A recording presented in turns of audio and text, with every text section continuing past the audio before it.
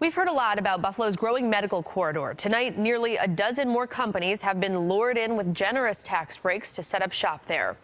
News 4's George Rickert is here to introduce us to some of them. George? That's right. UB announced today 11 more companies have been approved for Startup New York. That's a program that brings entrepreneurs here who are interested in eventually hiring UB students.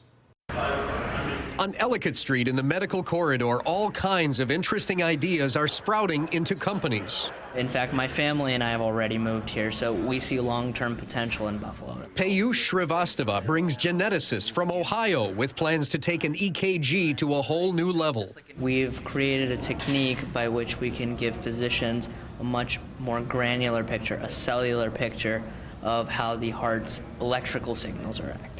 Then there's energy intelligence, which is perfecting a way to harness the energy of a car slowing down. When cars drive over our system, they can generate electricity to power lighting or other equipment, for example, at a parking garage or a toll plaza or a border crossing. In all, 35 companies are benefiting from Startup New York. They agree to work with UB and will pay no corporate taxes for their first 10 years. In fact, any new employees they hire will not be subject to state income taxes for 10 years. It's fantastic. It's really amazing because I think, it allows companies like ours to hire and, hire the best people, bring them over to the Buffalo area.